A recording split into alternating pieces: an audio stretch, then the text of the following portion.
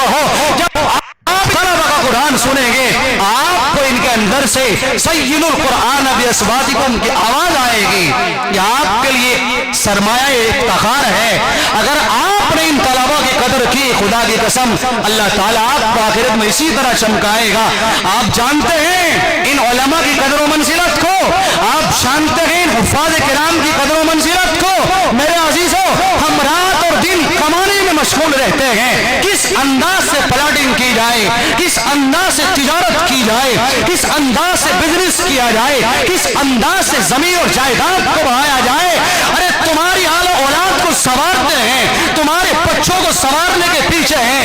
एक एक तालिब इल्म को उठा करके आप सुने माजरा कुरान करीम, हिफ्ज़ कुरान करीम 6666 आयतों को आप सुन सकते हैं बगैर किसी झिझक के, बगैर किसी इंहिमाक के। तलब आपको कुरान सुनाएंगे। इसलिए मेरे भाइयों, तब्बे के रहने वालों, मैं आपसे कहूंगा कि आप काबिल मुबारक हैं। अल्हम्दुलिल्लाह, आप अपने मदरसों से जिस अंदाज से प्यार करते हैं इसी तरह प्यार करते रहे। अल्लाह ताला आपको दुनिया व आखिरत में बेहतरीन नियमल बदल अता फरमाए। बिल आखिर मैंने कुरान पाक की आयत पढ़ी है, कुल अतीउल्लाह व अतीउर रसूल। जब इंसान कुरान से प्यार करता है, ईमान से प्यार करता है, इस्लाम से प्यार करता है, तमाम चीजों में अल्लाह के नबी सल्लल्लाहु अलैहि वसल्लम की सीरत होती है, आपकी सूरत होती है, आप पे अक़वाल होते हैं, आप पे अफ़आल होते हैं, आप पे किरदार होते हैं, आप पे कमालात होते हैं, आप पे शमालात होते हैं। फिर यही कुरान के तालिब इल्म अगर उबई इब्न काब के दरवाजे को खटखटाते हैं, जिसके बारे में जनाब मुहम्मदुर रसूलुल्लाह सल्लल्लाहु अलैहि वसल्लम ने इरशाद फरमाया, उबई कुरान पढ़ करके सुनाया जाए।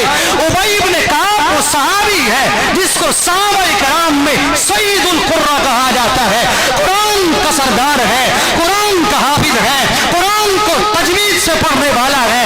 जिसकी सिफारिश मेरे आका कर रहे हो, जिसके कुरान सुनने के लिए आसमान के फरिश्ते बेताब हो, जमीन के फरिश्ते बेकरार हो, तड़प जाते हो, बेकरार हो जाते हो।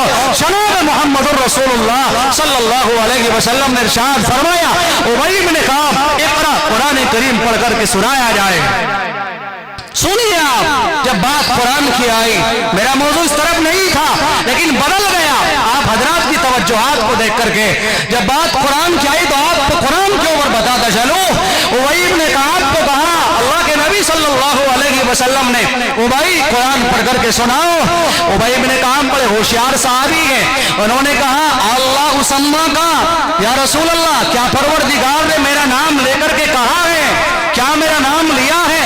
जनाब मुहम्मदुर रसूलुल्लाह सल्लल्लाहु अलैहि वसल्लम ने इरशाद फरमाया कि हाँ, अल्लाह ने तुम्हारा नाम लिया है और तुम्हारा नाम लेकर के कहा है कि उबई से कुरान पढ़वाया जाए।